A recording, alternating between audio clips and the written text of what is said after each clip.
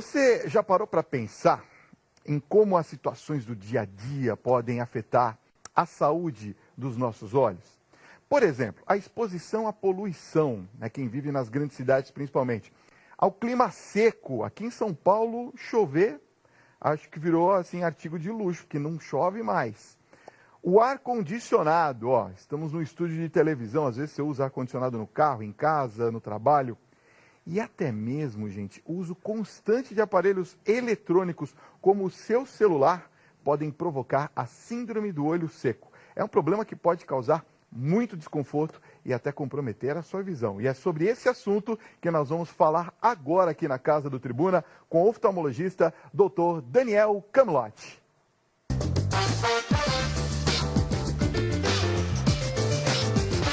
Doutor Daniel, seja muito bem-vindo ao nosso Tribuna mais uma vez. Olha, síndrome do olho seco. Tem muita gente que sofre dessa síndrome, doutor? Boa noite. Boa noite. Muita gente, como você falou, hoje em dia com pouca chuva, a umidade do ar muito baixa e o uso dos aparelhos eletrônicos, tudo isso junto vai cada vez aumentar mais essa sensação de olho seco. Agora vamos começar já perguntando a respeito do celular. O celular, ele influencia muito para essa síndrome, doutor? Influencia muito como qualquer aparelho eletrônico que você utiliza por muito tempo, porque você fica concentrado e acaba esquecendo de piscar. Então, esquecer de piscar, a pálpebra não vai fechar e sem ela fechar, para poder lubrificar, a lágrima vai evaporar mais fácil e você vai ter o olho mais ressecado. Então, qualquer aparelho eletrônico que você utilize por muito tempo pode aumentar a sensação de olho seco. Ou seja, computador também. E outros itens. O que mais pode causar essa síndrome do olho seco, doutor? A poluição, como você falou. A síndrome do olho seco também pode ser relacionada a algumas doenças, como doenças reumatológicas, como artrite reumatoide. Tudo isso pode gerar um olho seco, que a gente até chama de síndrome de Sjögren. E a gente deve avaliar esses pacientes reumatológicos. E, além disso, também, em mulheres, a menopausa é um dos fatores de risco para o olho seco. Então, são esses fatores principais. Agora, para a gente entender um pouquinho, é a falta de lubrificação das lágrimas. Na verdade, ou a quantidade de produção é menor, ou a qualidade da lágrima não é boa. Como? Sim. Às vezes, você tem 3 camadas na lágrima. Se aquela parte lipídica, que é a superficial, ela não é produzida corretamente, principalmente em pacientes que têm blefarite, que é aquela inflamação na pálpebra, caspinha, essa parte não é produzida corretamente. Então, o que acontece? Sem essa parte lipídica, a lágrima evapora mais fácil. Entendi. Então, você acaba ficando com o olho mais ressecado. Então, tanto a produção, a quantidade, como a qualidade da lágrima podem influenciar na parte do olho seco. Aliás, nós temos uma ilustração. Coloca para a gente no ar, por favor. Eu queria que o doutor comentasse através dessas imagens que nós temos aí. Doutor, a lágrima ela é composta de que elementos? E qual que é a função dela, a partir dessa imagem que nós temos aí? Sim, muita gente acha que a lágrima é produzida na parte de baixo do olho, só que lá na parte de cima. Ela é produzida aqui nesse canto superior. Nesse canto superior? E ela é drenada por esse cantinho. Vem cá, vamos vir aqui no nosso plasma aqui. Vem cá, doutor, que aqui fica mais fácil de o senhor mostrar. Olha aqui. Aqui é onde então ela é é produzida. Aqui que ela é produzida. Perfeito. Aqui é a glândula lacrimal. Muita gente acha que é por aqui, porque quando a gente chora, ela vai cair por aqui. Mas aqui, na verdade, é o nosso ralinho. Ela é produzida aqui e escoada para o nariz. Então, por isso que ela deve ser drenada por esse ralo. Então, se você tem algum problema na produção dessa parte do óleo, da parte lipídica, ela consegue evaporar mais fácil. Então, ela vai ter esse ressecamento ocular. Então, isso aqui é a formação, isso aqui é o que seria a lágrima. As 3 camadas da lágrima. As 3 camadas. O óleo, a parte lipídica, a água, que é a parte aquosa, e a mucosa. E qual delas é que lubrifica os nossos olhos? Na verdade, ela toda lubrifica. O óleo não deixa ele evaporar. A água, essa parte líquida, ela vai trazer para o olho oxigênio, substâncias para poder fazer aquela irrigação, trazer toda a qualidade da lágrima. Então, tanto a parte lipídica como a aquosa vai participar dessa qualidade. Então, qualquer parte dessa da lágrima, se não for produzida corretamente, o olho seco vai aparecer. Um exemplo, se a gente tiver pouco muco ou pouco óleo ou excesso de água, então isso também, a qualidade da lágrima, ela fica afetada, é Sim, isso? sem dúvida, e vai influenciar junto com essa parte do computador, da utilização do computador, toda essa produção incorreta vai aumentar a sensação de olho seco. E no caso da gente ter algum tipo de problema aqui, ó, nessa Sim. região da glândula lacrimal, Sim. isso pode provocar outros tipos de doença também, fora Sim, essa? porque a falta de produção, você vai ter problema Você pode ter um ressecamento grave do olho, causando uma ceratite, que seria uma inflamação da córnea, essa parte transparente do olho, e essa ceratite pode gerar úlcera de córnea, sendo mais propensa a ter bactéria, até mesmo uma perfuração ocular mais grave em alguns casos. A síndrome, ela pode fazer com que a pessoa chegue à cegueira ou não? Então, se essa síndrome for muito grave, como relacionada a problemas reumatológicos, ela pode começar a causar essa inflamação da córnea, e se essa pessoa não tem os cuidados, ela pode gerar essa úlcera e até mesmo uma perfuração e uma cegueira, nos casos mais graves. Eu acho que nós já falamos aqui sobre o ralinho que às vezes ele tampa, não é? Sim, é muito comum criança nascer com esse ralo não está muito maduro. Então, até os 6 meses de idade, a criança pode ter aquele lacrimejamento e aquela secreção que fica grudado nos cílios. Então, os pais procuram a gente achando que é algo de bactéria, e às vezes esse ralinho que não está conseguindo abrir para conseguir drenar. E uma coisa, eu estou vendo aqui que está como duto nasolacrimal, Sim. quer dizer, é por dentro do nariz. Sim, isso. ele é Então, produzido... de vez em quando a lágrima sai por dentro do Na nariz? verdade, sempre. Por isso, quando você Sempre? chora, você fica...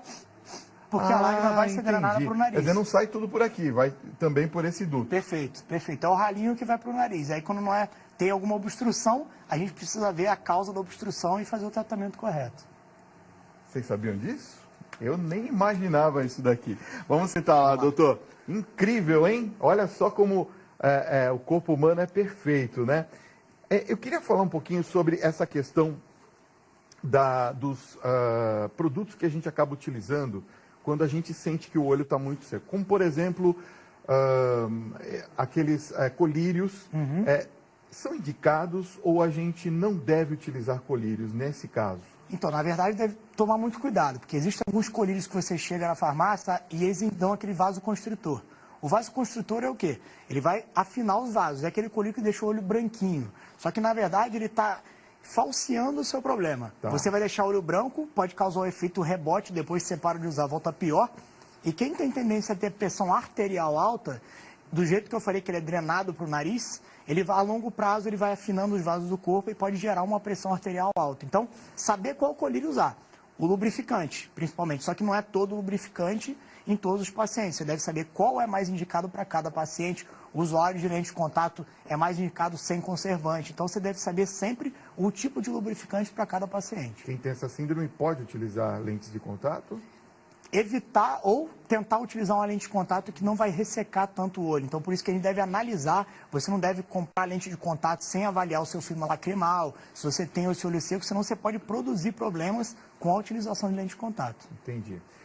Eu queria saber uma coisa a respeito dessa questão do exame, do diagnóstico, mais precisamente. Como é que é feito esse diagnóstico? Mas já você vai falar com a gente. Muito bem, nós continuamos aqui com o Dr. Daniel Kamlott, que é oftalmologista, falando sobre a síndrome do olho seco. Como que é diagnosticado, doutor, esta síndrome? Então, o exame mais comum e mais básico feito no consultório, a gente pinga um colírio de fluoresceína, que é um colírio amarelo.